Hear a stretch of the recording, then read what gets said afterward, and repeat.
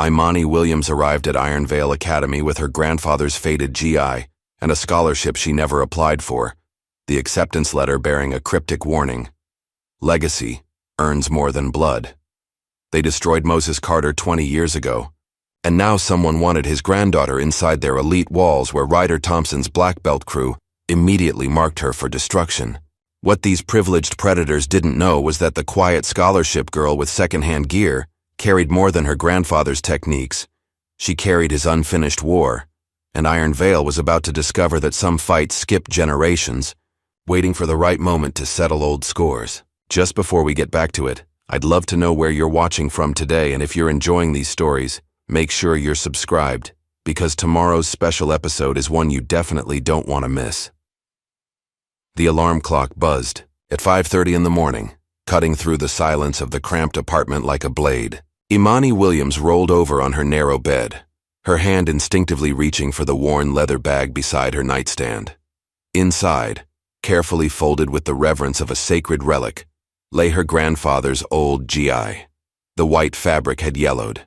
With age, and the belt, a faded black with frayed edges, still carried the faint scent of the gym where Moses Carter had trained decades ago.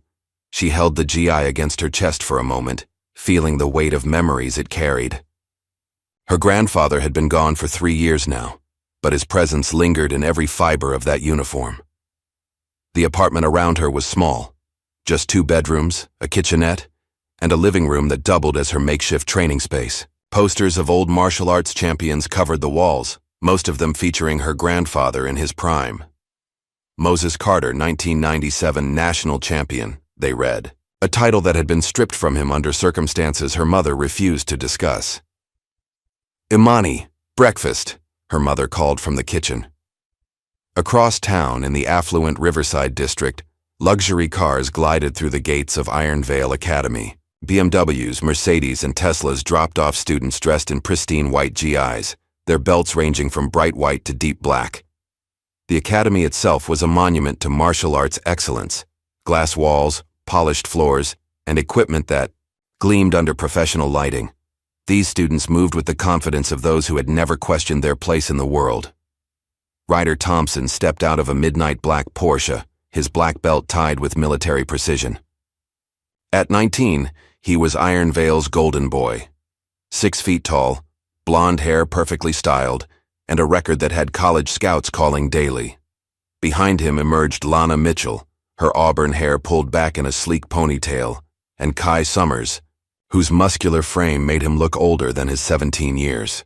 They were the Academy's elite trinity, and they knew it.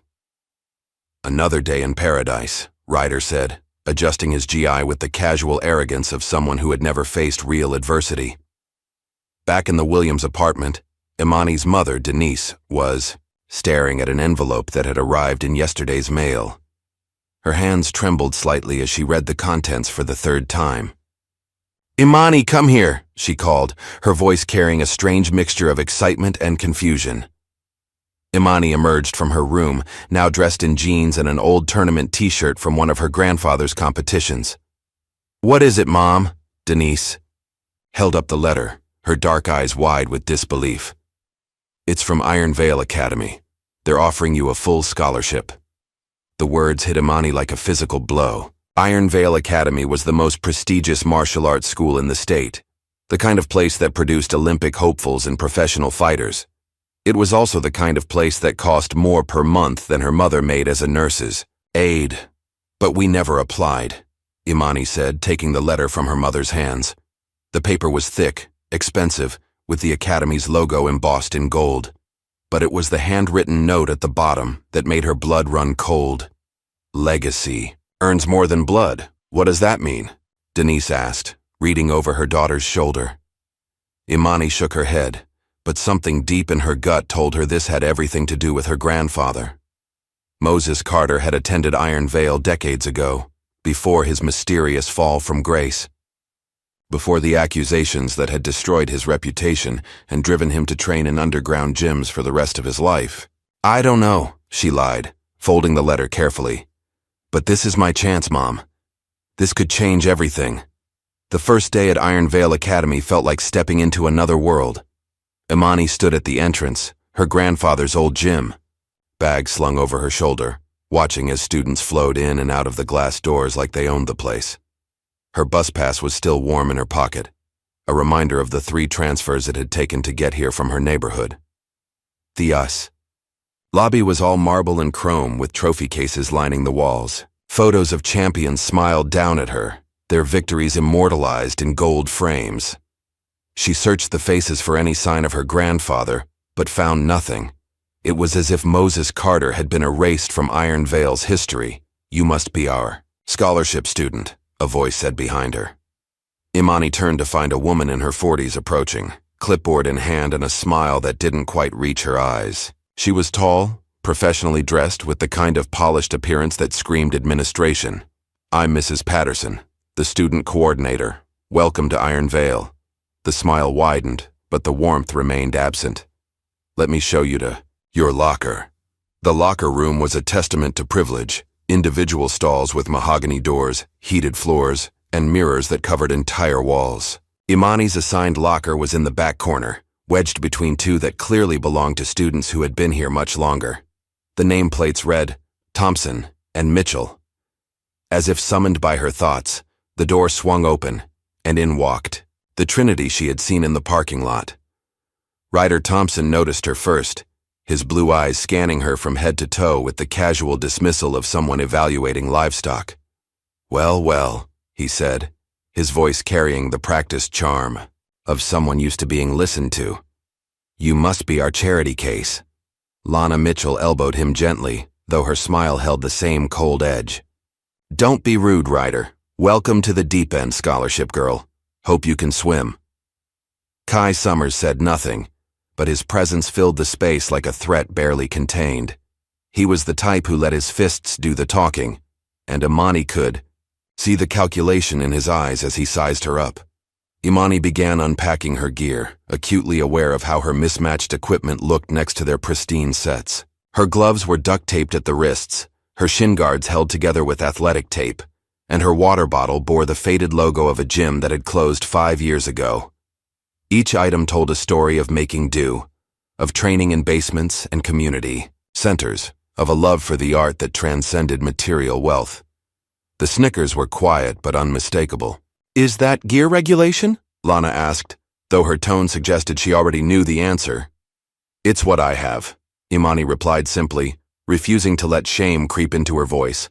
Ryder leaned against his locker, his posture relaxed, but his eyes sharp. "Well, at least you'll stand out. Nothing like mismatched gear to make a first impression." The main training floor was massive, with 8 separate mat areas and enough space for 100 students to train simultaneously. Professional-grade lighting eliminated every shadow, and the walls were lined with weapons, training dummies, and enough equipment to stock 3 normal gyms. Coach Renshaw stood at the center of it all like a general surveying his army.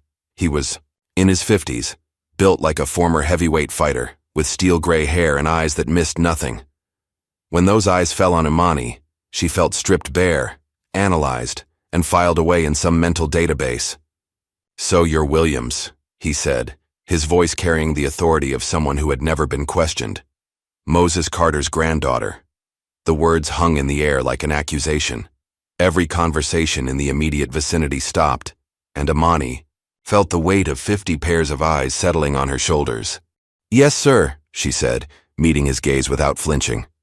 Renshaw nodded slowly, as if confirming something he had already suspected. Carter was memorable.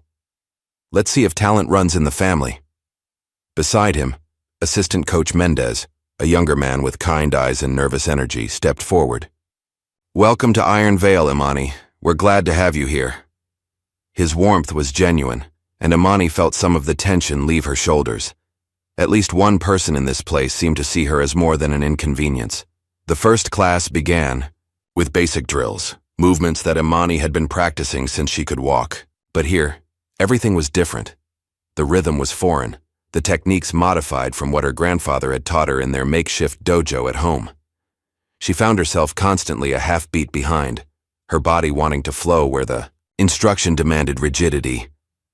"Partner up for sparring drills," Coach Renshaw called out. Imani found herself paired with Trent Morrison, an orange belt with the cocky swagger of someone who had never faced real adversity. He was 17, well-fed, and clearly expected this to be an easy victory over the new girl with the second-hand gear. "Don't worry," he said with condescending kindness. "I'll go easy on you." The words sparked something in Imani's chest, not anger, but recognition. She had heard variations of that phrase her entire life, from teachers who expected less, from opponents who underestimated her, from a world that saw a young black girl from a poor neighborhood and immediately lowered its expectations. The drill began with basic grappling, but Trent immediately tried to overpower her with brute strength. He was bigger, stronger, and more experienced with Iron Veil's specific techniques. But he had never trained with Moses Carter, had never learned to read an opponent's breathing, had never been taught to use momentum as a weapon. When Trent rushed forward for what should have been an easy takedown, Imani shifted her weight almost imperceptibly. His momentum carried him past her, and she used his own force to guide him to the mat. Before he could react, she had secured a position that would have led to a submission in a real match. The gymnasium fell silent. Even Coach Renshaw paused in his instruction, his eyes fixed on the two students on the mat. What he had just witnessed wasn't luck or beginner's fortune, it was technique. Old technique. The kind that hadn't been taught at Iron Veil in decades. "Interesting," Renshaw murmured, though whether he was pleased or concerned was impossible to tell. Trent scrambled to his feet, his face flushed with embarrassment and anger. "Lucky shot," he muttered, but his voice lacked conviction. That evening, Imani sat in what had once been her grandfather's bedroom, but now served as her private training space. The walls were covered with photos from Moses Carter's fighting career. Images of him in his prime, locked in combat with opponents whose names had become legend. In the center of it all hung his most prized possession, a medal from the 1997 National Championships, the one they had tried to take from him. She held the medal, now feeling its weight in her palm. The inscription read, "Champion," in bold letters, but someone had scratched a line through it years ago. The scar in the medal served as a constant reminder of how quickly glory could be stripped away. "They'll always see you as less," she whispered, repeating words her grandfather had spoken to her countless times. "Until you teach them to see differently." The memory was so vivid she could almost smell the old gym, could almost feel his weathered hands adjusting her stance. Moses Carter had been many things, a champion, a teacher, a man who had fallen from grace, but he had never been a quitter. Even when the accusations came, even when his reputation crumbled, he had continued training, continued believing that the truth would eventually surface. A sound from the doorway made her look up. For just a moment, she could have sworn she saw a figure standing there, tall, wearing the gray uniform of a maintenance worker. But when she blinked, the doorway was empty. Back at Iron Veil, the elite students had gathered in the academy's private study room, a space reserved for black belts and those destined for greatness. Ryder sat at the head of the polished conference table, his feet propped up with casual arrogance. Lana and Kai flanked him, their expressions ranging from amused to predatory. "Did you see her gear?" Lana said, scrolling through social media on her phone. "I felt embarrassed for her."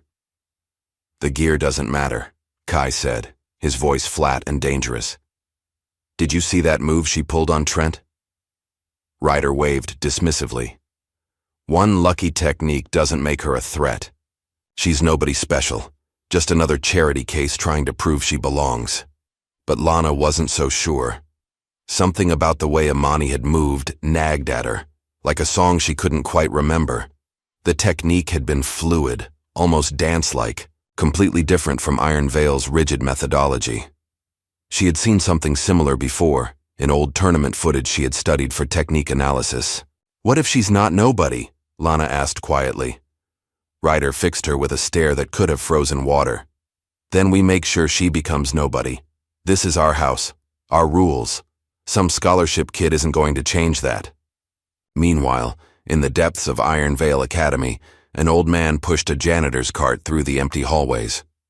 Mr. Benson had worked at the academy for 15 years, invisible to the students and staff who saw only his uniform. But his eyes missed nothing. and what he had witnessed today had stirred memories he had tried to bury. He paused outside the gymnasium, remembering another student who had moved with that same fluid grace decades ago. Moses Carter had been different too, had carried himself with the quiet confidence of someone who understood that real strength came from within. And like Moses, this girl was about to discover that Iron Veil Academy had its own way of dealing with those who didn't fit the mold. Carter's girl, he murmured to himself, shaking his head. Just like him. The words echoed in the empty hallway, carrying with them the weight of history and the promise of conflict to come.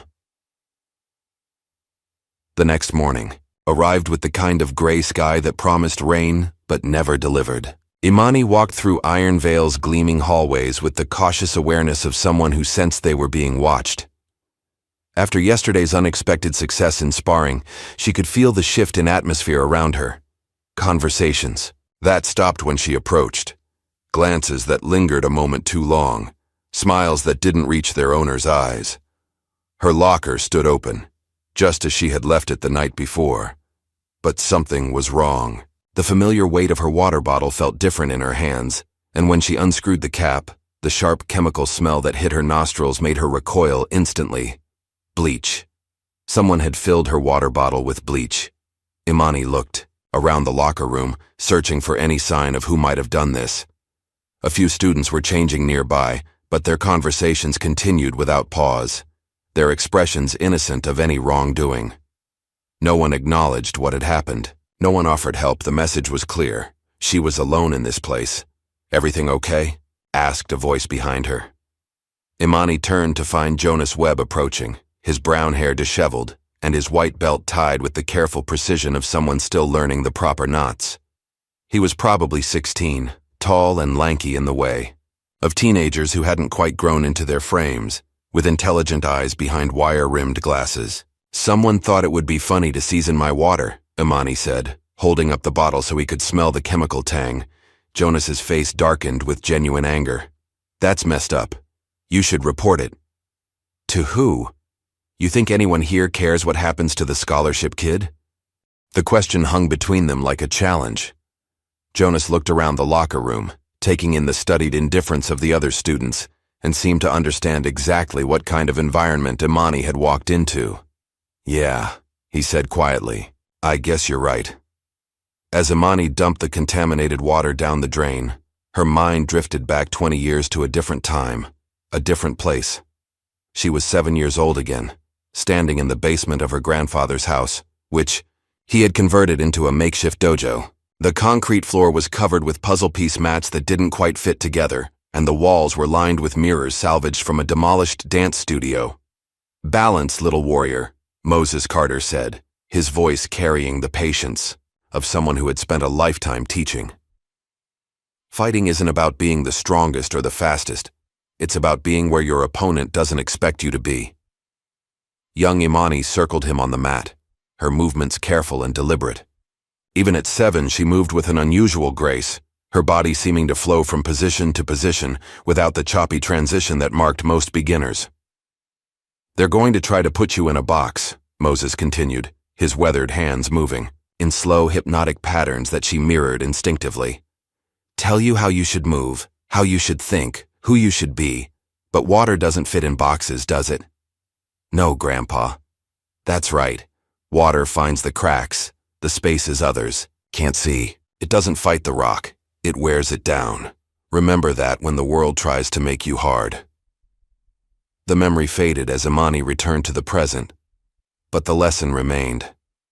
She wouldn't let Iron Veil's toxic culture poison her the way someone had tried to poison her water. She would be water, persistent, adaptable, unstoppable. Jonas was still watching her with concern.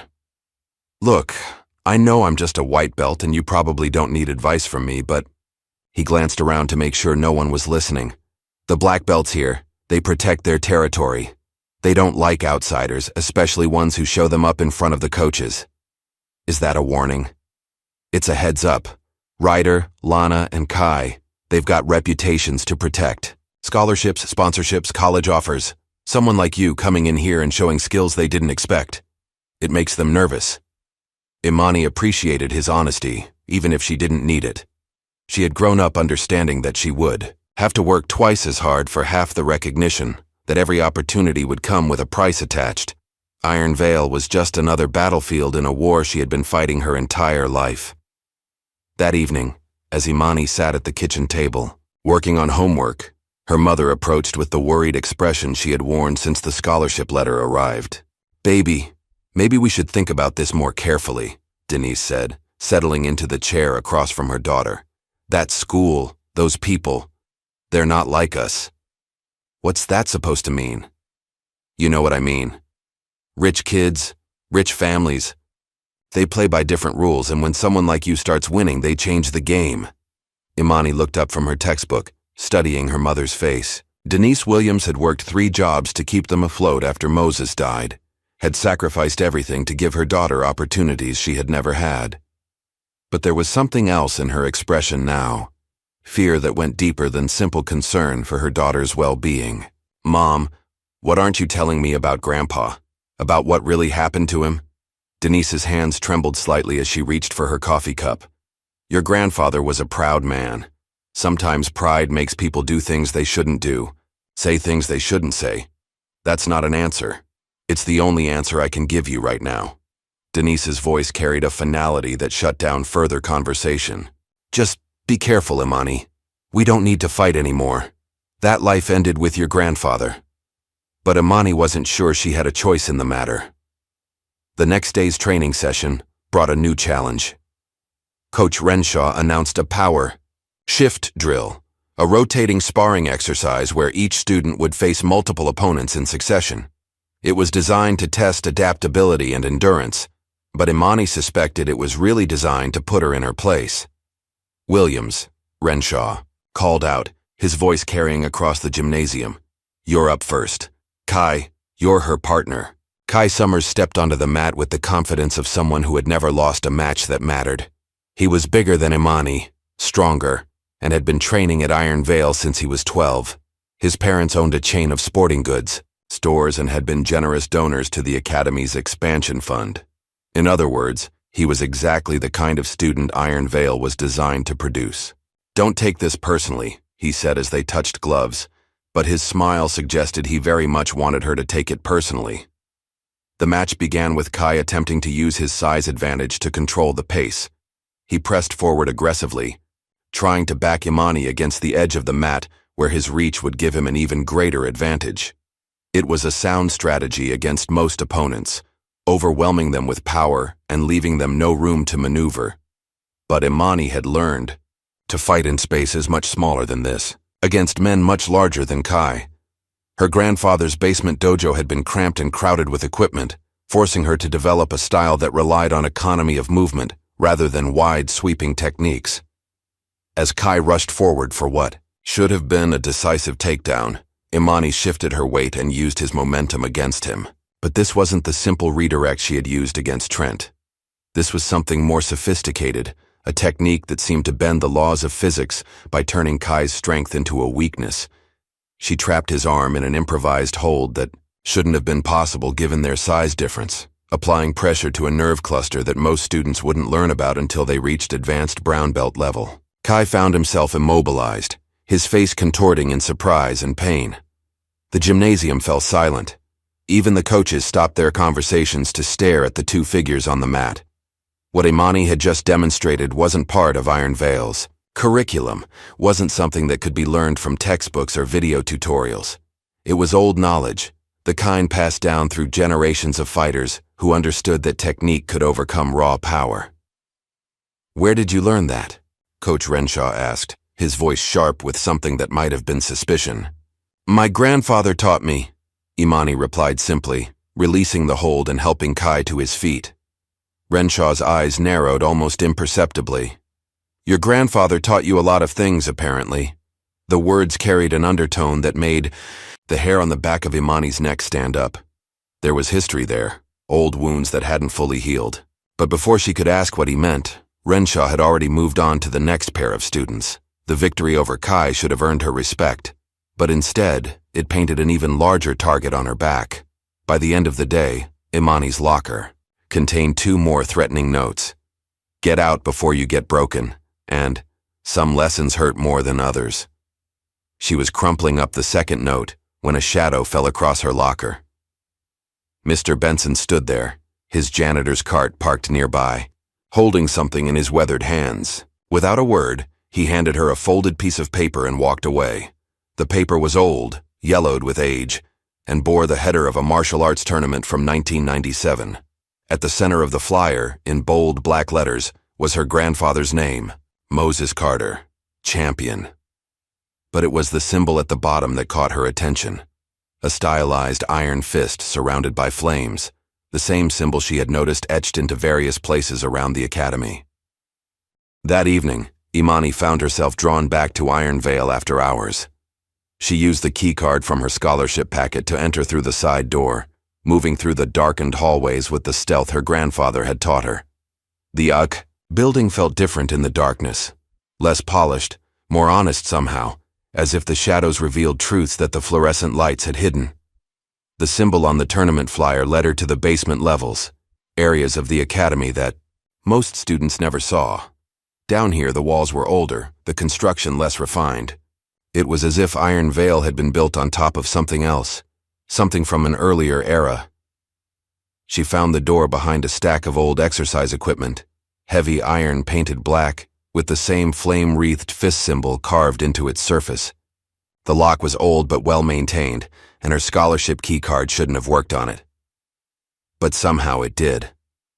The room beyond was like stepping back in time. This wasn't the sleek, modern facility upstairs. This was a real dojo, the kind where fighters went to test themselves against something more than technique and form. The mats were worn smooth by decades of use, the walls lined with equipment that had been built to last rather than impress. Faded posters covered every available surface, showing fighters from an era when the sport was grittier, more honest. And there, hanging from the ceiling like a battle standard, was a torn banner that read, "Carter's Way." Imani knelt in the center of the room, running her hands over the ancient mats. This was where her grandfather had trained, where he had developed the techniques she carried in her blood. This was the foundation upon which Iron Vale Academy had been built, the history they had tried to erase. But history had a way of refusing to stay buried. As she began to move through the forms Moses had taught her, her movements flowing like water in the dimly lit space, Imani felt a presence watching from the shadows. She didn't turn to look, didn't acknowledge the observer, but she knew with absolute certainty that someone was there. Someone who remembered the old ways, the old fighters, the old truths that Iron Vale's glossy surface was designed to hide. Someone who had been waiting for Moses Carter's granddaughter to find her way home. The discovery of the Red Room changed everything for Imani. She began returning each night after the academy officially closed, using her key card to slip through the darkened hallways like a ghost. In that forgotten basement dojo surrounded by the echoes of her grandfather's legacy, she began to rediscover the true depth of what Moses Carter had taught her. The techniques came back in fragments, muscle memory awakening after years of dormancy. Her grandfather's approach to martial arts had been unconventional, treating combat like a conversation between bodies rather than a clash of wills. Where Iron Vale taught rigid structure and overwhelming force, Moses had emphasized flow, deception, and emotional control. "Fighting isn't about anger," she whispered, repeating his words as she moved through the forms. "Anger makes you predictable. Water isn't angry when it carves through stone. It's patient." The Red Room became her sanctuary, the one place in Iron Vale where she could train without judgment or interference. The old equipment responded to her touch like instruments waiting for the right musician. Heavy bags that had absorbed decades of punishment, grappling dummies worn smooth by countless training sessions, mirrors that had reflected the movements of champions long forgotten by the Academy's official history. She wasn't always alone. Mr. Benson appeared periodically, materializing from the shadows with the quiet grace of someone who had spent years moving unseen through the world. He never spoke directly about her training, but his presence served as a form of coaching, a nod when she executed a technique correctly, a subtle shake of the head when she relied too heavily on strength instead of leverage. "The black belts aren't just fighters," he said one evening, his voice barely above a whisper. "They're walls, Solid, immovable, convinced of their own strength. You need to be water. His words echoed her grandfather's teaching so perfectly that she wondered if the two men had known each other. But when she asked, Benson simply smiled and faded back into the shadows, leaving her with more questions than answers. Hidden throughout the Red Room, Imani discovered remnants of her grandfather's time at Iron Vale. VHS tapes labeled with dates from the 1990s, their cases cracked with age. She found an old television and VCR buried under a tarp, probably forgotten when the Academy upgraded to digital systems. The first tape she played showed a tournament match from 1997, the year of her grandfather's championship. On the grainy footage, Moses Carter moved like liquid lightning. His opponent was bigger, stronger, more aggressive, but Moses seemed to anticipate every attack before it began. The technique that won him the match was the same one Imani had instinctively used against Kai, the nerve cluster hold that had shocked even Coach Renshaw. "How did I know that?" she murmured, rewinding the tape to watch the sequence again. The movement was too complex, too precise to be coincidence. It was as if Moses's knowledge lived in her bones, waiting for the right moment to surface. Upstairs, in the world of polished floors and gleaming trophies, her presence continued to disrupt the established order. Lana Mitchell had begun following her with increasing frequency, though she tried to be subtle about it.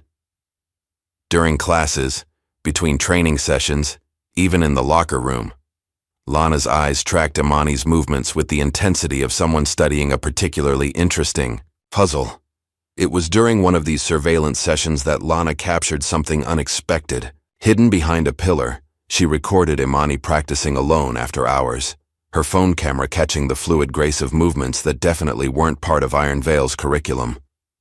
But when Lana reviewed the footage later, she made a crucial edit, cropping out the context, adjusting the angles to make it appear as if Imani was breaking into restricted areas rather than training with obvious permission. "This could be useful," she murmured, uploading the manipulated video to her private cloud storage. The confrontation Imani had been expecting finally came during a particularly intense training session. Coach Renshaw called her aside, his expression unreadable as he led her to his private office. The space was a shrine to martial arts achievement, walls covered with certificates, photos of champions, and enough trophies to stock a sporting goods store. "Sit," Renshaw commanded, settling behind his desk like a judge preparing to deliver a verdict.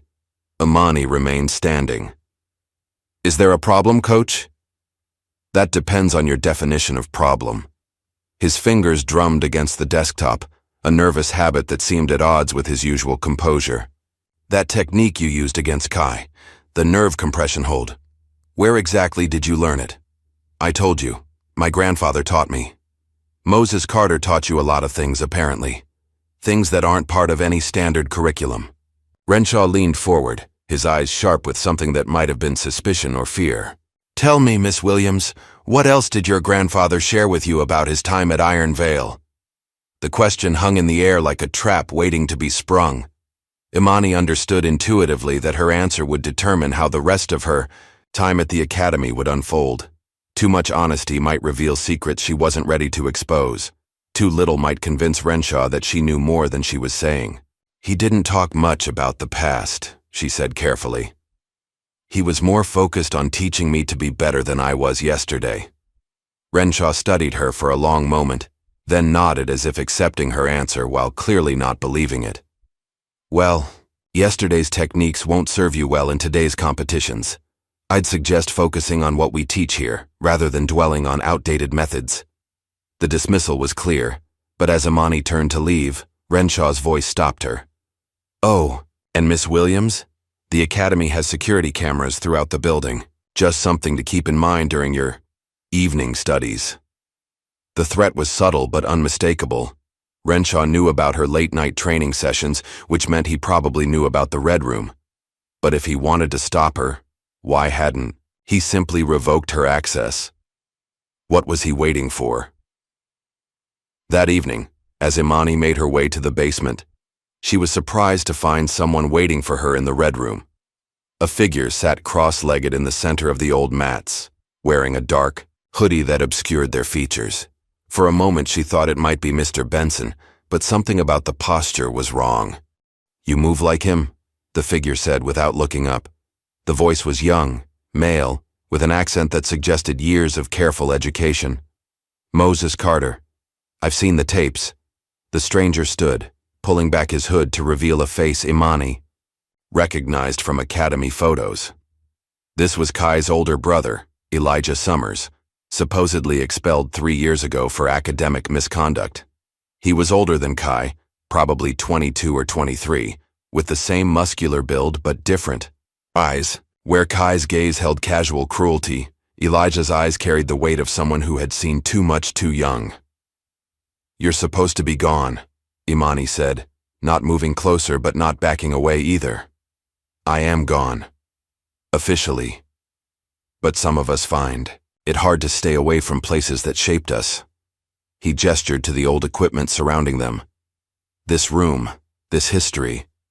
It's what Iron Veil used to be before it became a factory for producing obedient champions. What do you want?" "To warn you, and to apologize for what's coming." Elijah's expression grew serious. "They're going to force you into a situation where you'll have to choose between your principles and your place here. When that happens, remember that some battles are worth losing if they expose the right truths." Before Imani could ask what he meant, footsteps echoed in the hallway above. Elijah melted back into the shadows with practiced ease, leaving her alone with questions that multiplied like fractures in glass. The next morning brought news that shifted the academy's entire dynamic. Posted on the main bulletin board, written in Ryder Thompson's precise handwriting, was a challenge that made every student stop and stare.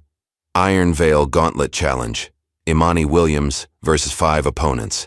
Thursday evening, after regular classes. Fighters to be selected by academy leadership.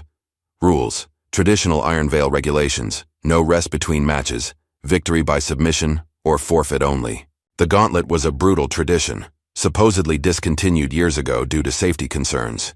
It was designed to test not just skill, but endurance, mental toughness, and the kind of warrior spirit that Iron Veil claimed to value above all else. In practice, it was a hazing ritual disguised as honor combat, a way for the established hierarchy to put upstarts in their place. "You don't have to accept," Jonas said, finding Imani during lunch break. His usual cheerful demeanor had been replaced by genuine concern. "Everyone would understand if you walked away from this." "Would they?" Imani asked, watching as groups of students whispered and pointed in her direction. "Or would they just confirm what they already believe, that I don't belong here?" The truth was, she had been expecting something like this since her first day. Ryder's ego couldn't tolerate being shown up by a scholarship student, and the academy's AUKA culture demanded that challenges be answered with overwhelming force. If she refused, she would be branded a coward. If she accepted and lost, she would be humiliated. If she accepted and won, well, that might be even more dangerous. "The gauntlet hasn't been used in 3 years, Jonas continued. "Last time, a kid ended up in the hospital. His parents sued, and the academy promised it would never happen again." "Then why is Coach Renshaw allowing it now?" Jonas didn't have an answer for that, but Imani suspected she knew. Renshaw was using Ryder to do what he couldn't do directly: eliminate a problem that threatened the academy's carefully maintained order. That afternoon, assistant coach Mendez pulled her aside after class. His usually kind eyes were troubled, and he kept glancing around as if afraid of being overheard. "This challenge," he said quietly, "it's not what it seems. Renshaw is using you to send a message to anyone else who might think about rocking the boat. So you think I should refuse? I think you should be very careful about who you trust." Mendez lowered his voice even further. "There are things about this academy, about what happened to your grandfather that you need to know, but not here, not now." Before Imani could press for details, Renshaw's voice boomed across the gymnasium. "Mendez, is there a problem with our scholarship student?" "No problem, coach," Mendez replied, his tone carefully neutral. "Just discussing proper preparation for tomorrow's challenge." Renshaw approached with the measured stride of a predator circling wounded prey. Good. Miss Williams, I trust you understand the honor you've been given. The gauntlet is reserved for our most promising students. I understand perfectly, Imani replied, meeting his gaze without flinching. Excellent. Then you'll be pleased to know we've selected your opponents carefully. Each one represents a different aspect of Iron Veil's fighting philosophy. Consider it educational. That evening, Imani intensified her training in the Red Room. She moved through her grandfather's forms with desperate precision, trying to absorb decades of knowledge in a single night. The old techniques felt more natural now, as if her body was remembering skills it had always possessed. She was practicing a complex transition when she realized she wasn't alone. Mr. Benson stood in the doorway, but this time he wasn't hiding in the shadows. He stepped into the light, and for the first time Imani could see him clearly. Weathered face marked by old scars, eyes that held the weight of secrets too dangerous to share. "You're Moses's girl, all right," he said, his voice rough with emotion. "Got his stubbornness, his pride, his refusal to back down from a fight worth fighting." "Tell me about him," Imani said, pausing in her training. "Tell me what really happened." Benson was quiet for a long moment, studying her face as if looking for traces of the man he had once known. "Your grandfather was the best fighter this academy ever produced. Not the strongest, not the fastest, but the smartest. He understood that real combat isn't about following rules. It's about adapting to whatever your opponent brings." "Then why did they destroy him?" "Because he asked the wrong questions. About matches that ended strangely. About judges who made questionable calls. About money that changed hands when it shouldn't have." Benson's expression darkened. Moses Carter had one fatal flaw. He believed that truth mattered more than politics. Tatars, night before the gauntlet arrived with unseasonable warmth, as if the weather itself was anticipating the heat of combat to come. Imani spent the evening in the Red Room, but instead of intense training, she sat quietly in the center of the old mats, letting her grandfather's presence settle around her like armor. She had found additional tapes hidden behind the old equipment, recordings of Moses training alone, working through the same techniques she had been practicing.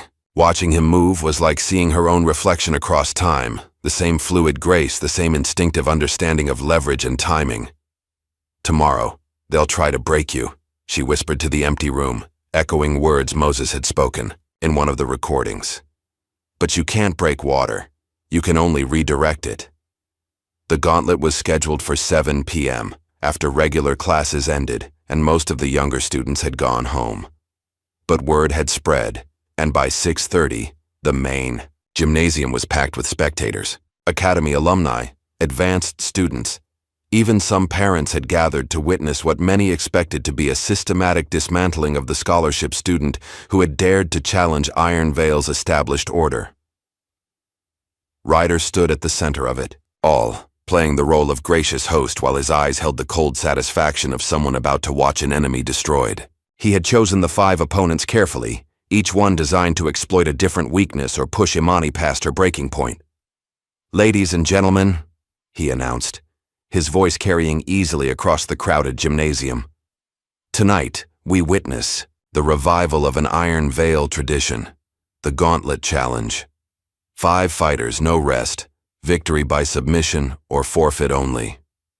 Coach Renshaw watched from the sidelines, his expression carefully neutral, but his posture tense with anticipation. Assistant Coach Mendez stood nearby, looking like he wanted to be anywhere else in the world. The first opponent stepped onto the mat, Trent Morrison, the orange belt who had underestimated Imani on her first day. He was bigger now, more confident, fueled by the memory of his earlier humiliation and the knowledge that he had 4 allies waiting in the wings. "Round 1 begins. Now!" Renshaw called out.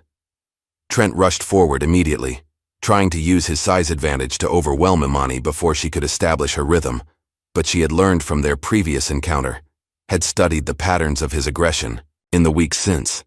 Where before she had simply redirected his momentum, now she actively used it against him. The match lasted less than 2 minutes. Imani caught Trent in a modified arm lock that forced him to tap out or risk serious injury. The crowd's reaction was muted, surprise mixed with the growing realization that this might not be the one-sided beatdown they had expected. "Round 2, Renshaw announced without pause. Violet Chang entered the mat with the precise movements of someone who treated martial arts like mathematics. She was a brown belt, technically perfect, known for her ability to counter any technique with textbook precision. If Trent represented brute force, Violet embodied pure technical skill.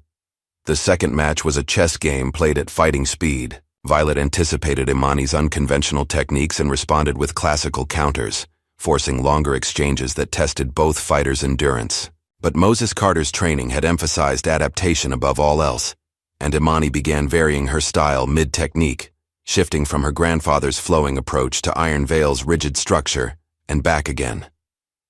The combination confused Violet's classical responses, creating openings that shouldn't have existed. When Imani finally secured the winning submission, a shoulder lock that Moses had perfected decades earlier, she could feel the crowd's energy shift from anticipation to uncertainty. "Round 3, Renshaw called, his voice slightly strained.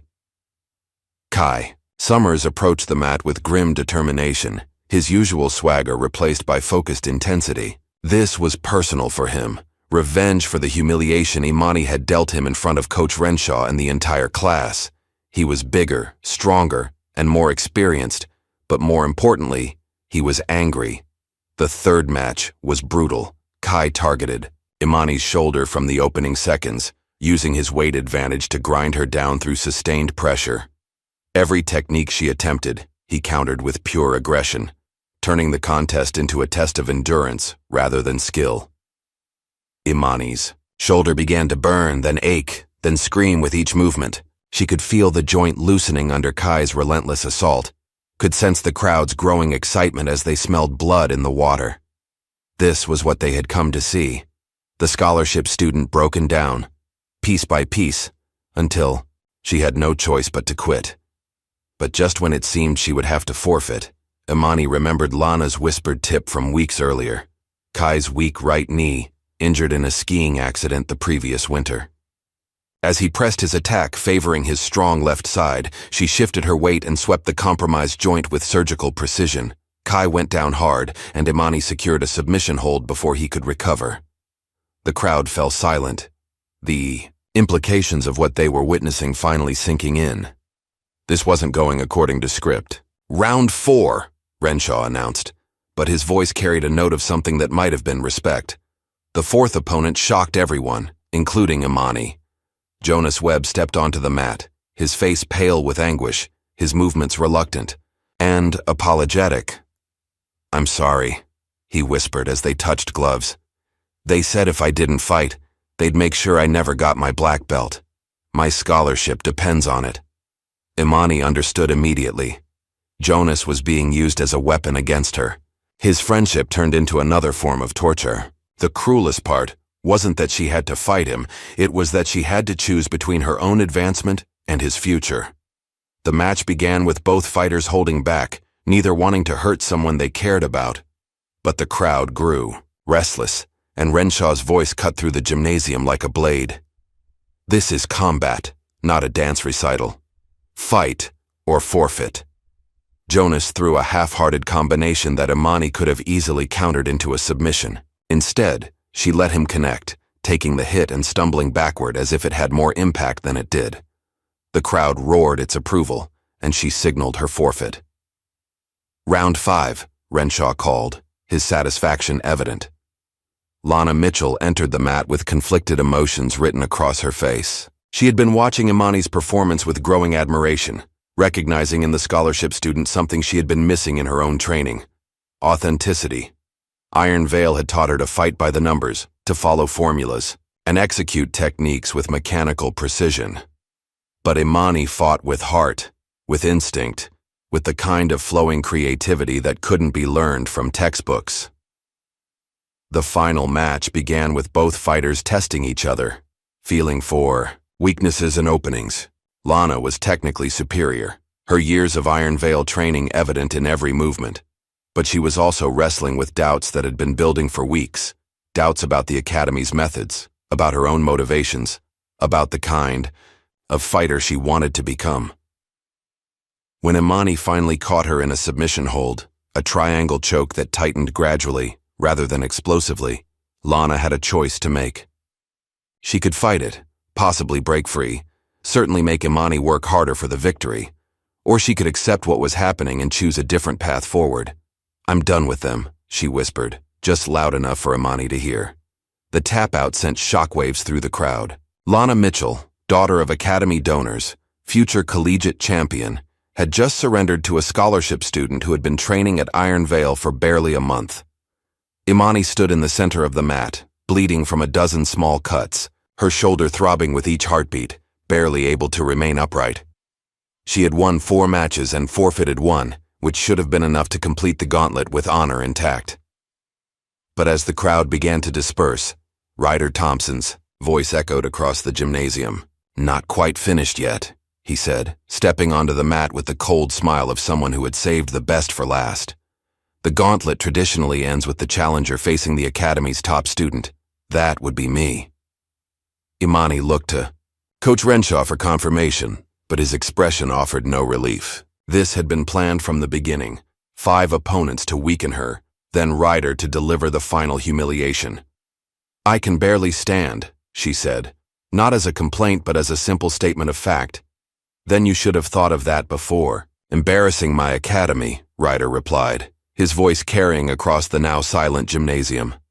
"Time to learn what real Iron Vale fighting looks like." The gymnasium had fallen into an almost religious silence as Ryder Thompson stepped onto the mat. Even in her exhausted state, Imani could feel the shift in energy. This wasn't just another match in the gauntlet. This was personal, a reckoning that had been building since her first day at Iron Vale Academy. Ryder moved with the fluid confidence of someone who had never truly been tested. His record was spotless, his technique flawless, his reputation built on a foundation of victories against carefully selected opponents. He was everything Iron Vale wanted its champions to be: strong, composed, and absolutely certain of his own superiority. "You shouldn't have made it this far," he said, his voice carrying just enough volume for the spectators to hear. "You embarrassed my academy, questioned our methods, and disrespected everything we've built here. Time to correct that mistake." Imani's shoulders screamed with each movement. Her legs felt like they were made of concrete, and her vision blurred, slightly around the edges from exhaustion. Any rational person would have forfeited, accepted defeat with dignity, and lived to fight another day. But rationality had never been her strong suit, and something deeper than pride kept her standing. "Your academy?" she asked, finding her voice despite the fatigue. "Funny. I thought it belonged to everyone who earned their place here." The comment drew murmurs from the crowd, but Ryder's expression didn't change. He had moved beyond anger into something colder, more calculated. This wasn't about emotion anymore. It was about power, about maintaining the natural order that kept people like him on top and people like her on the bottom. Coach Renshaw stepped forward to officiate, his eyes holding a gleam that suggested he was looking forward to what came next. "Standard Iron Vale rules. Victory by submission, unconsciousness, or forfeit. Begin." The match started with Ryder pressing his advantage immediately. He was fresh, she was broken down, and he intended to make the most of that disparity. His first combination was textbook perfect, a series of strikes designed to back her against the edge of the mat where his reach would give him an even greater advantage. But Imani had learned something in her grandfather's red room, that iron. Vale's pristine facilities couldn't teach how to fight when everything was going wrong. Moses Carter had trained in basement gyms and back alley dojos, places where pretty technique mattered less than the ability to survive and adapt. As Ryder's attack came forward like a sledgehammer, Imani moved like smoke. Her grandfather's voice echoed in her memory, calm and steady despite the chaos around her. "When the mountain comes to you, little warrior, you don't stand in its path. You become the valley that guides it where you want it to go." She redirected Ryder's momentum rather than opposing it, using his own force to create openings that his aggressive style couldn't protect. For the first time in the match, she managed to secure a brief grappling exchange, though her weakened condition prevented her from capitalizing on it. "Impressive," Ryder admitted, resetting his position with the casual arrogance of someone who wasn't worried about the outcome. But tricks won't save you forever. The second exchange was more brutal. Ryder targeted her injured shoulder with surgical precision, using his superior conditioning to grind her down through sustained pressure. Every technique she attempted, he countered with pure aggression, turning their contest into a war of attrition that heavily favored the fighter who wasn't bleeding from multiple wounds. Imani found herself on the defensive, barely able to prevent Ryder from securing a fight-ending submission. The crowd's energy shifted again, sensing the inevitable conclusion. This was what they had come to see. Order restored, hierarchy maintained, the upstart put firmly in her place. But in that moment of near defeat, something clicked in Imani's mind. She stopped thinking about winning and started thinking about surviving. More importantly, she stopped fighting Ryder's fight and started fighting her own. The transition was so subtle that most spectators missed it entirely. Imani's movements became less desperate, more calculated. She wasn't trying to match Ryder's strength anymore. She was reading his patterns, learning his preferences, mapping the invisible landscape of his fighting style. Moses Carter had taught her that every fighter had a signature, a rhythm as unique as a fingerprint. Ryder's signature was overwhelming aggression backed by technical precision, but like all signatures, it could be forged by someone who understood its component parts. When Ryder pressed forward for what should have been the finishing combination, Imani was ready. She flowed around his attack like water around a stone, using his momentum to create an opening that existed for perhaps half a second. But half a second was enough. The triangle choke that followed was a thing of beauty, not because of its technical perfection, but because of its perfect timing. It was the same technique Moses Carter had used to win his final legitimate match, before the accusations and the fall from grace. The same technique that had been branded cheating by people who couldn't understand how someone could make the impossible look effortless. Ryder fought the submission with everything he had, his face reddening as the choke tightened. The crowd was on its feet now, the outcome suddenly uncertain. For 30 seconds, then 45, then a full minute, he refused to tap out, his pride preventing him from acknowledging defeat. Finally, inevitably, his body made the choice his mind couldn't. Ryder went limp, unconscious but not permanently harmed, his undefeated record shattered by a scholarship student who should never have belonged in the same ring with him. The gymnasium erupted in chaos. Some spectators cheered, others argued, and a few simply stared in stunned silence at what they had just witnessed. But before anyone could properly process the victory, Coach Renshaw's voice cut through the noise like a blade. "Technical irregularities in the final sequence," he announced, his tone carrying the absolute authority of someone who had never been questioned. "The match is ruled a draw pending further review." The words hit Imani like a physical blow. She had done everything asked of her, had defeated 5 opponents and then their champion, had proven beyond any doubt that she belonged at Iron Vale Academy. And still it wasn't enough. Still, they found a way to deny her the victory she had earned, with blood and determination. "That's garbage!" Jonas shouted from the crowd, his voice cracking with indignation. "She won fair and square." Others began to voice similar protests, but Renshaw's glare silenced them with practiced efficiency. In his world, the coach's word was law, and anyone who questioned that authority did so at their own peril. Imani stood in the center of the mat, swaying slightly from exhaustion and pain, but her eyes were clear and focused. She looked directly at Renshaw, then at the crowd, then back at the unconscious form of Ryder Thompson. "I know what I did," she said quietly, her voice somehow carrying to every corner of the silent gymnasium. "And so do all of you." The victory had been stolen from her, but the performance couldn't be erased. Everyone present had seen a scholarship student from the wrong side of town defeat Iron Vale's finest. The Academy's carefully maintained mythology had been shattered, and no amount of official rhetoric could put it back together.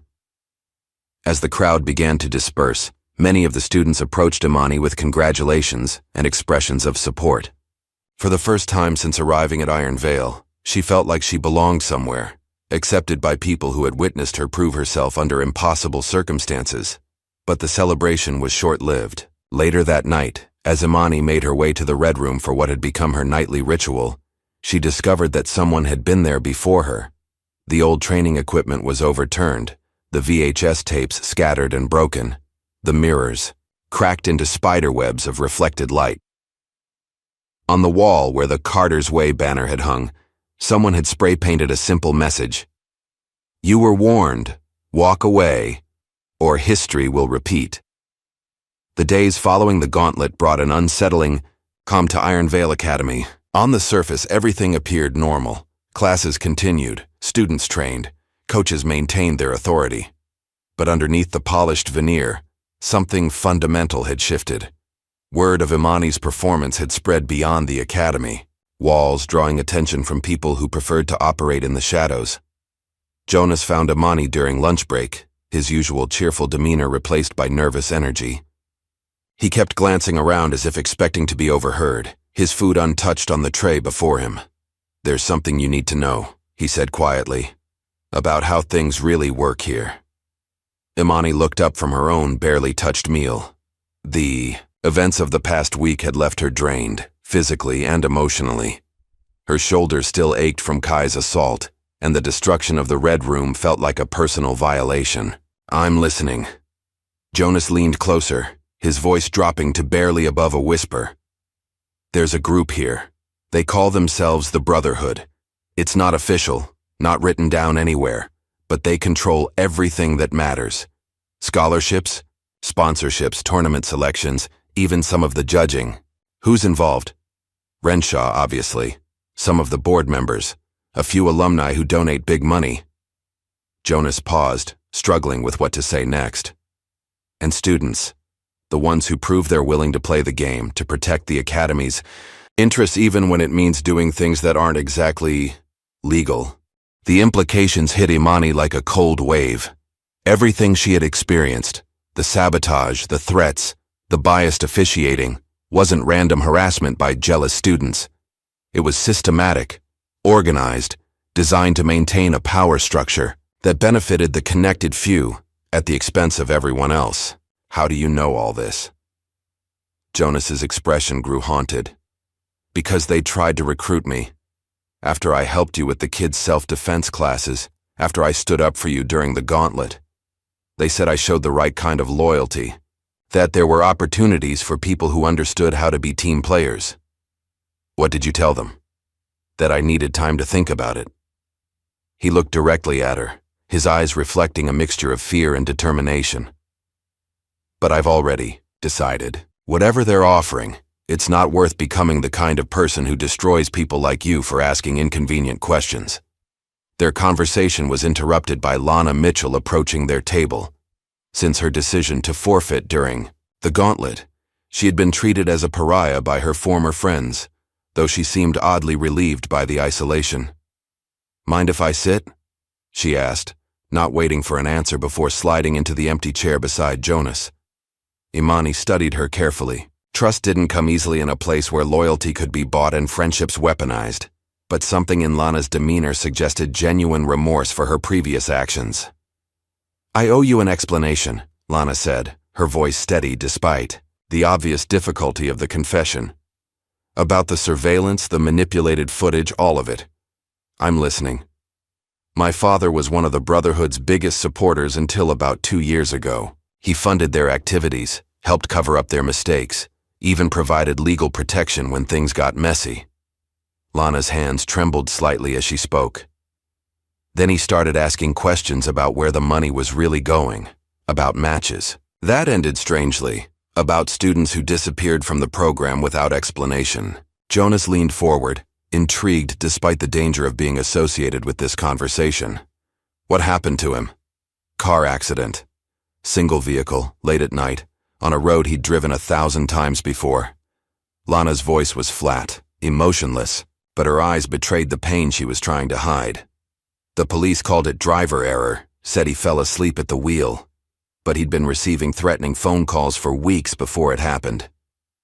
The weight of her revelation settled over the table like a shroud. They were talking about more than academic corruption now. They were discussing murder, conspiracy, the systematic elimination of anyone who threatened the Brotherhood's power structure. Why are you telling us this? Imani asked. Because I think they killed my father, and I think they're planning to do something similar to you. Lana reached into her backpack and pulled out a manila folder. I've been collecting evidence for months. Financial records, email communications, even some audio recordings of conversations I wasn't supposed to hear. The folder contained dozens of documents, photographs, and printed emails that painted a picture of corruption extending far beyond Iron Vale Academy, match-fixing scandals involving major tournaments, bribery of officials at state and national levels, even connections to underground gambling operations that used academy students as unwitting participants. This is incredible, Jonas whispered, flipping through bank records that showed suspicious transfers of money coinciding with major tournament results. If this got out, it would destroy dozens of careers, including mine, Lana admitted. I'm named in some of these documents as someone who helped manipulate footage and provide false testimony when investigations got too close to the truth. Imani looked up from a particularly damning email chain between Coach Renshaw and a tournament official. So why risk everything to help us? Because living with the guilt was killing me. Because every time I looked in the mirror, I saw someone who had chosen comfort over conscience. Lana's voice strengthened with conviction. And because I recognized something in your fighting style that I'd seen before, in old footage of your grandfather. She pulled out a photograph that made Imani's blood run cold. It showed Moses Carter, Coach Renshaw, and a much younger man she didn't recognize, all wearing matching Iron Vale Academy jackets. They were standing beside a tournament trophy, their arms around each other's shoulders like old friends celebrating a victory. This was taken at the 1997 National Championships, Lana explained. 3 days before your grandfather was accused of using performance-enhancing drugs and stripped of his title. Imani stared at the photograph, trying to reconcile the image, a friendship with everything she knew about her grandfather's disgrace. You're saying Renshaw was involved in framing him? I'm saying the Brotherhood has been covering up scandals for decades, and anyone who threatened to expose them ended up destroyed. Lana flipped the photograph over, revealing handwritten text. The Brotherhood, charter members. The pieces of the puzzle were finally coming together, forming a picture that was both clearer and more terrifying than Imani had imagined. Her grandfather hadn't been destroyed because he was guilty of cheating. He had been destroyed because he was getting too close to exposing the real cheaters. That evening, as Imani processed the revelations from lunch, she was surprised to find a familiar figure waiting for her outside her apartment building. Elijah Summers sat on the front steps, his hood pulled up despite the warm weather, looking like someone who had grown comfortable living in the shadows. "We need to talk," he said without preamble. They walked to a nearby park, choosing a bench, beneath a broken streetlight where the darkness would provide some measure of privacy. Elijah kept his hands in his pockets and his voice low, habits developed during 3 years of avoiding detection. "Lana told you about the Brotherhood," he said. "It wasn't a question. How did you?" "Because I've been watching, waiting for someone, to finally connect the dots." Elijah's expression was grim in the half-light. "They destroyed your grandfather the same way they tried to destroy me, the same way they'll destroy you if we don't stop them first. What really happened to you? Why were you expelled?" "I caught them fixing a match during the 2022 state championships. One of the judges was taking money to influence scoring, and I had video evidence to prove it." Elijah's hands clenched into wide fists. "Instead of investigating, Renshaw accused me of academic misconduct, planted evidence in my locker, and had me expelled before I could present my findings to the State Athletic Commission.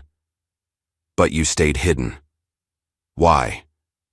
"Because running away felt like admitting guilt, and because I knew eventually someone else would stumble onto the truth." He looked directly at her, his eyes reflecting a determination that had been forged in years of isolation. "Someone like you, who wouldn't be intimidated, or bought off, or silenced." They sat in comfortable silence for several minutes, both lost in thought about the magnitude of what they were facing. The Brotherhood wasn't just a corrupt organization. It was a cancer that had metastasized throughout the entire sport, influencing everything from local competitions to national championships. "There's something else," Elijah said finally. "The Winter Invitational is coming up in 2 weeks, It's televised nationally, with scouts and media from all over the country. If we're going to expose them, that's our best chance. What are you thinking? Live broadcast. Hundreds of witnesses. Impossible to cover up or explain away. Elijah's smile was cold but determined. We hijack their moment of glory and turn it into their public execution. The plan was audacious, dangerous, and probably illegal. It would require careful coordination, flawless timing, and a willingness to risk everything on a single moment of truth. But as Imani thought about her grandfather's legacy, about the students who would come after her, about the corruption that would continue to flourish if left unchallenged, she realized they didn't have a choice. What do you need from me? Keep training, keep competing, keep being the kind of fighter that makes them nervous. Elijah stood to leave, pulling his hood back up. And be ready when I give the signal. We're going to finish what Moses Carter started one way or another. As he disappeared into the shadows, Imani remained on the bench, staring up at the stars that were barely visible through the city's glow. Somewhere in that vast darkness, her grandfather's spirit was watching, waiting, to see if his granddaughter had inherited not just his techniques, but his courage to fight for what was right regardless of the personal cost. The war was far from over, but for the first time since arriving at Iron Vale Academy, Imani felt like she was no longer fighting alone. 2 weeks had passed since the formation of their unlikely alliance, and the Winter Invitational arrived with the fanfare reserved for events that would shape careers and determine futures. The Iron Vale Academy Gymnasium had been transformed into a professional arena, complete with elevated seating, professional lighting, and camera crews from 3 major sports networks. Scouts from colleges across the country filled the VIP section, their clipboards ready to document the next generation of martial arts stars. Coach Renshaw moved through the controlled chaos like a conductor orchestrating a symphony, his smile perfect for the cameras while his eyes remained cold and calculating. This was his moment, the annual showcase that brought funding, prestige, and national attention to Iron Vale Academy. Everything had to be perfect, which meant anything that threatened that perfection had to be eliminated. Ryder Thompson warmed, up in the corner designated for elite competitors, his movements sharp and precise despite the psychological weight of his first defeat. The draw ruling had technically preserved his undefeated record, but everyone present that night knew the truth. He moved with the desperate energy of someone trying to prove that his earlier loss had been a fluke, an aberration in an otherwise perfect career. Remember what we discussed, Renshaw said quietly, approaching Ryder during a break in his warm-up routine. Miss Williams has had her moment in the sun. It's time to restore the natural order. Imani entered the arena wearing her grandfather's mended GI, the faded fabric a stark contrast to the pristine uniform surrounding her. She had spent the past 2 weeks training harder than ever before, not just in the destroyed Red Room but in community centers and neighborhood gyms throughout the city. Word of her performance had spread beyond Iron Vale's insular community, drawing support from fighters who understood what it meant to compete against more than just your opponent. Mr. Benson watched from his usual position in the shadows, but tonight his maintenance uniform seemed more like camouflage than work clothes. Hidden beneath his cart were recording devices, backup hard drives, and communication equipment that would ensure the truth could not be buried no matter what happened during the competition. Assistant Coach Mendez approached Imani as she prepared. For her first match, his expression troubled despite the festive atmosphere surrounding them. "There's something you should know," he said quietly, pretending to check her equipment while actually slipping her a small USB drive. "I found this on my desk this morning. No note, no explanation, just a label that says, 'The final piece. Imani.'" Palmed the drive smoothly, understanding instinctively that this was what they had been waiting for.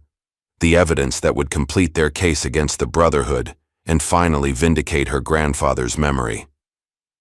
The preliminary matches began, with the usual pageantry, but Imani's fights drew an energy that went beyond normal competition excitement. She moved through her first 3 opponents with a fluid grace that reminded longtime observers of fighters from an earlier era, when technique mattered more than politics and heart counted for more than connections.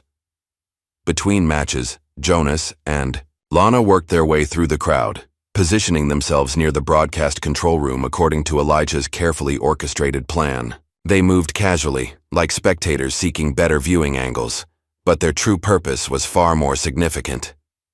"Security sweep in 5 minutes," Jonas whispered into the concealed microphone hidden beneath his tournament volunteer badge. "Everyone in position?" Elijah's voice came back through their earpieces, steady despite the magnitude of what they were attempting. "Ready on my end. Imani, how are you holding up?" Imani touched her earpiece briefly, a gesture that would look like adjusting her hair to any casual observer. "3 down, 2 to go before the finals. My shoulder's holding up and I'm feeling strong." But as she prepared for her 4th match, one of the tournament officials approached with news that sent a chill through her entire team. "Change in your water supply," the official said, holding out a sealed bottle with Iron Veil's logo. "Academy policy. All competitors must use approved hydration during televised events." Imani stared at the bottle, remembering the bleach-filled water from her early days at the academy.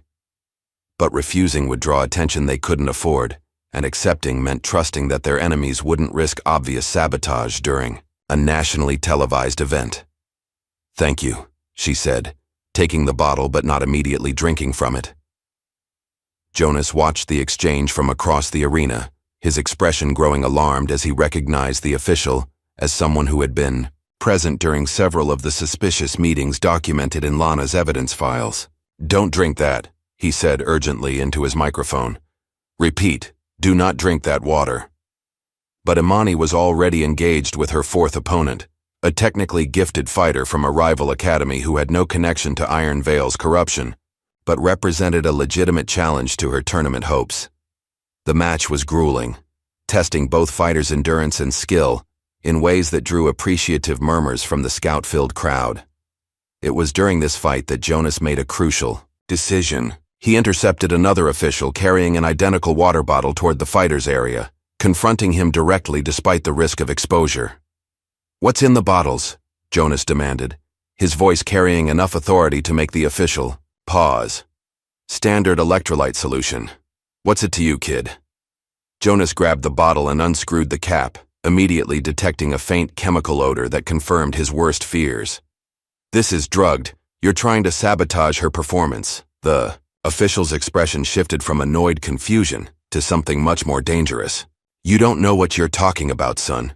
Walk away before you get hurt." But Jonas had spent too many weeks watching injustice triumph to back down now. Instead of walking away, he raised his voice loud enough to draw attention from nearby. "Spectators!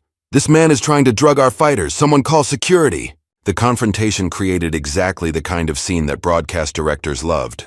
Unexpected drama that would keep viewers engaged during the slower moments between matches.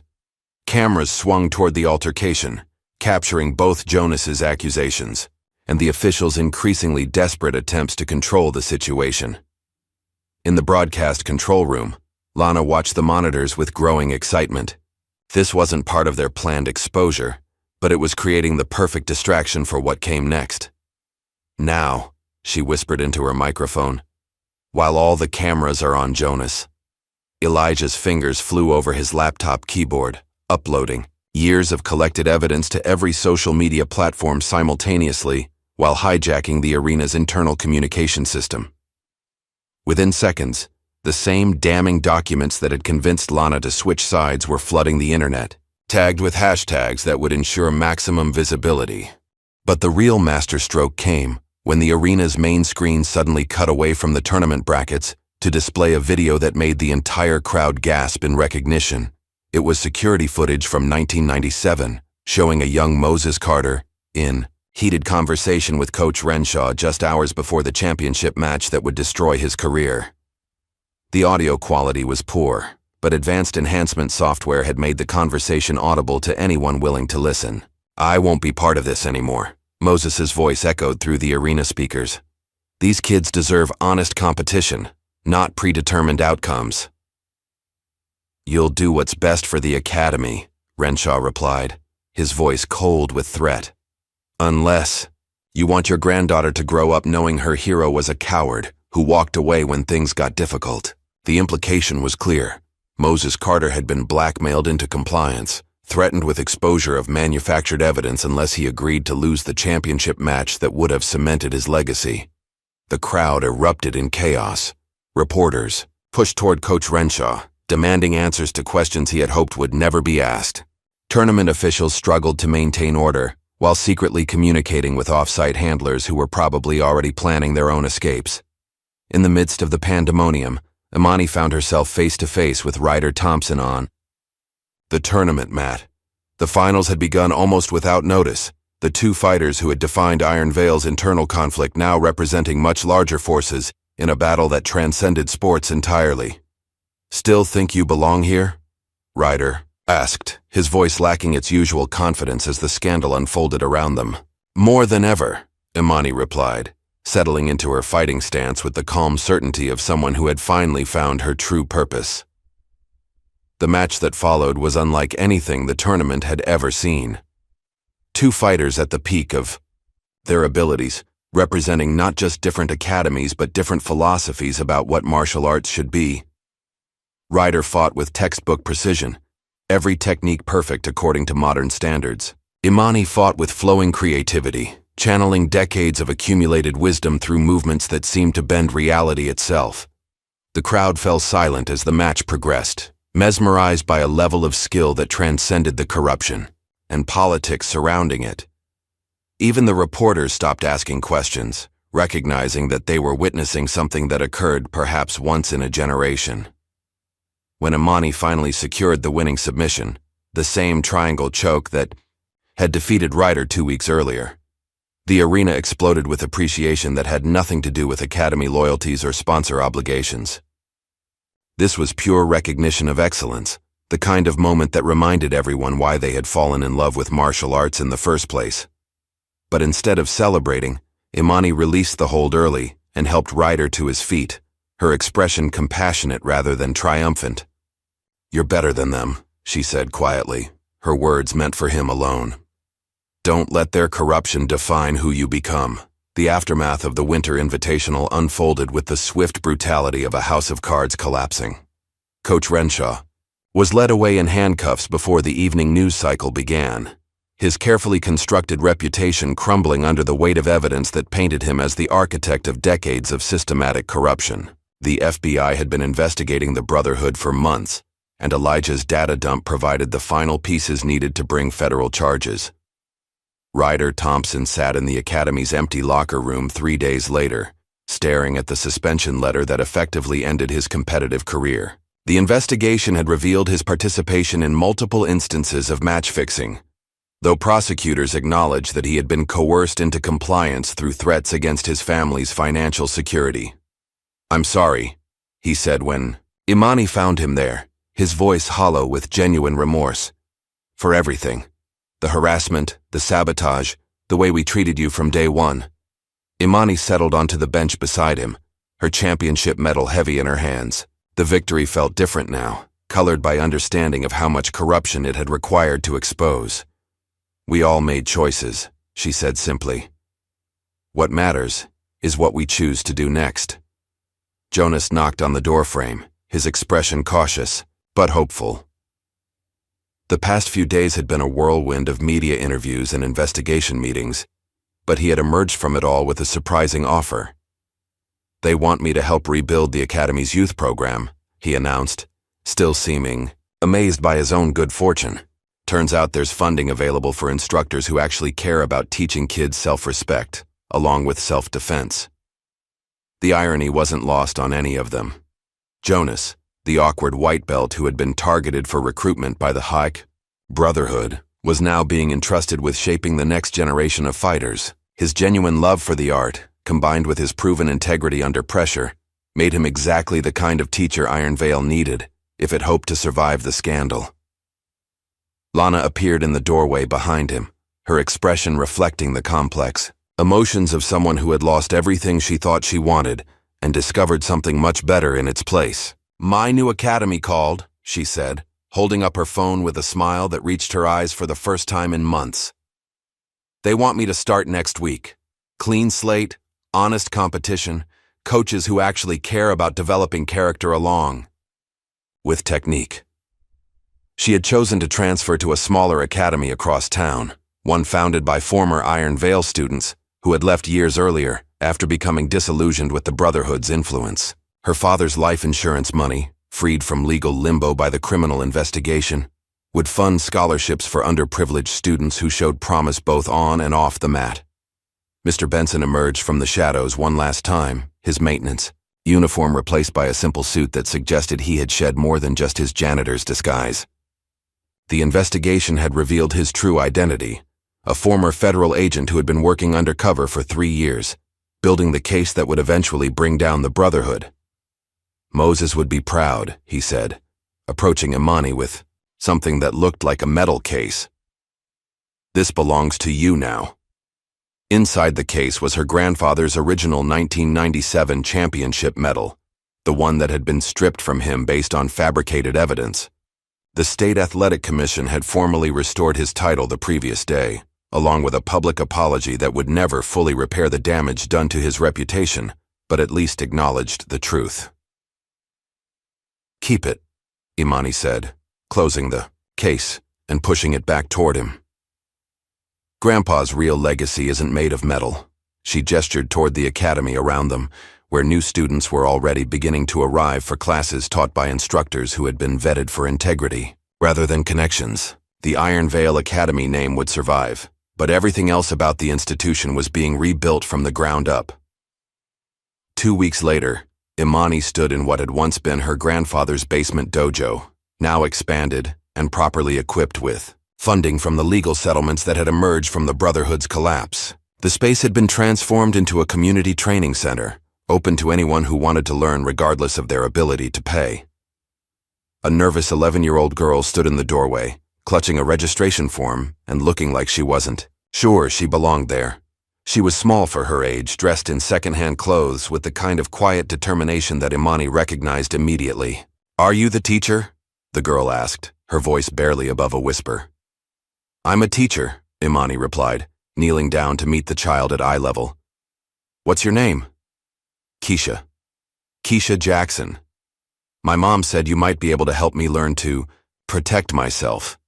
Imani smiled, remembering her own first day at Iron Veil Academy and how different this moment felt. There was no hierarchy here, no politics or corruption or predetermined outcomes, just a teacher and a student, both committed to the ancient art of learning how to be better than they were yesterday. "Let's start with the basics," she said, leading Keisha toward the mats that had been worn smooth by generations of fighters. "First rule, martial arts isn't about fighting. It's about understanding yourself well enough that you don't have to fight unless there's no other choice." As they began the first lesson, Imani felt her grandfather's presence in the room, not as a ghost or memory, but as a living legacy that would continue through every student she taught, every life she touched, every young person who learned that strength came from character rather than connections. 3 months later, she sat for a nationally televised interview that had drawn viewers from around the world. The journalist was professional, but clearly impressed by the story that had already been optioned for 3 different movie deals. "Looking back," the interviewer asked, "do you regret anything about how this all unfolded?" Imani considered the question carefully. The investigation had destroyed dozens of careers, revealed corruption that extended far beyond Iron Veil Academy, and fundamentally changed how competitive martial arts were regulated at every level. Some innocent people had been hurt in the process, careers ended by association rather than actual wrongdoing. "I regret that it took so long for the truth to come out," she said finally. "I regret that my grandfather didn't live to see his name cleared, but I don't regret fighting for what was right, even when it seemed impossible." What advice would you give to young people facing similar situations? Corruption, injustice, systems that seem designed to keep them down. "Be relentless," Imani replied, her voice carrying the quiet confidence of someone who had tested herself against forces much larger than any individual opponent. "But remember that being relentless isn't about how hard you hit. It's about how much you're willing to rise, how many times you're willing to get back up, how long you're willing to keep fighting for something bigger than yourself." The interview ended with footage of her community dojo, where dozens of students, from every background imaginable trained together under the banner that had replaced Carter's Way. The new sign read simply, Legacy Academy, representing the understanding that true inheritance came through service rather than blood, through lifting others up rather than keeping them down. Later that evening, Imani visited her grandfather's grave for the first time since the investigation began. She placed both championship medals on the headstone, his restored 1997 title, and her own Winter Invitational victory, along with a single white belt, symbol of the beginner's mind, that Moses Carter had taught her to maintain regardless of how many victories she accumulated. "We won, Grandpa," she whispered to the gathering darkness. "Not just the matches, the war, and now the real work begins." Above her, the stars shone with the ancient light of dreams that refuse to die. Dreams that pass from generation to generation like sacred flames. Dreams that remind us that every ending is really just another beginning in disguise. What would you sacrifice to expose a truth that could destroy everything you've worked for? And when corruption runs so deep that silence feels safer than speaking? Up, do you have the courage to be the one who breaks the cycle? If Imani's fight for justice inspired you, hit that like button and subscribe for more stories of underdogs who refuse to back down when the odds are stacked against them.